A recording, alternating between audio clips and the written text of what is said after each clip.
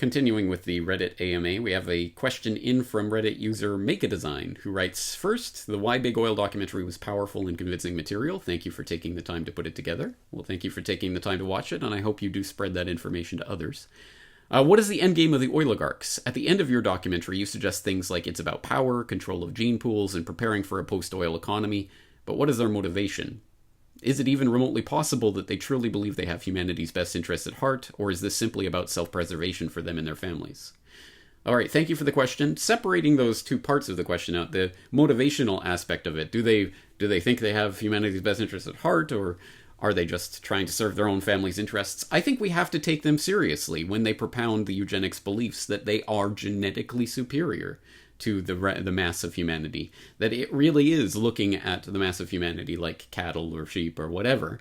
The way that it's usually metaphorically stated is, I think, essentially what they believe, that they truly are superior. Thus, what is best for them is best for humanity. As long as them and their clique and their family lines and their stock gets to improve its status and power, then that is the evolution of humanity in these people's view. So let's take them seriously when they propound this stuff. And that is the motivational aspect. So yeah, no, they don't, I'm sure most of them don't think of themselves consciously as evil people that are evilly trying to, suppress other people. Maybe some of them do, but at any rate, I see a way that they can absolutely rationalize this to themselves. That no, this is the way it's supposed to go. This is good for us. Therefore, it's good for humanity. But the more important aspect, what is the endgame then? So what are they actually trying to do? And I think that was summed up pretty powerfully and pretty succinctly at the very beginning of the documentary. There's a short clip from Joe Plummer, joeplummer.com. If you haven't checked out Tragedy and Hope 101, it is the best way to get a handle on Carroll Quigley and the information that he was putting out there. But Joe Plummer summarized it, I think, pretty well. He said that ultimately they plan to genetically engineer themselves to such a high level that no competition will ever come from the stock, the masses. And then add in the robotics, automation question and all of that. And is there a tipping point at which, hey, the vast majority of humans don't need to be here? We don't need them anymore. As Brzezinski warned many times on his little lecture circuit tour about a decade ago, it used to be a lot easier to control 1 million people than to kill 1 million people. But we're reaching the point where it's easier to kill 1 million people than to control 1 million people. ...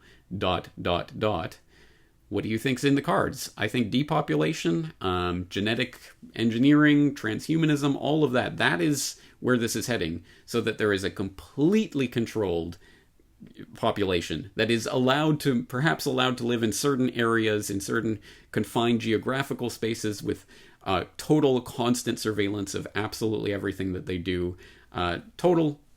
What has always been seen as the total nightmare dystopian future nightmare that we have to avoid by Orwell and everyone else who's written about this. I think that's the world that they're aiming at.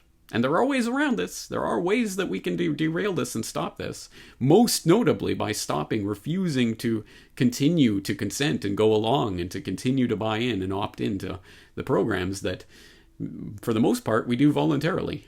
So if you're interested in that, the vision of what could be, the world we could create, and that's the key word, create, because we have to create alternative structures rather than simply oppose what we see coming. We have to create an alternative world for people to step into, and that's the agoristic project that is a generational project and that we all should be working on. If you're interested in that, just type the word solutions into the search bar of CorbettReport.com, and you'll find dozens and dozens and dozens of articles and videos and interviews talking about things we can do to start creating that alternative world.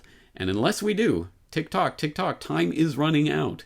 And the nightmare dystopian vision is coming into view. So thank you for that question, Make-A-Design.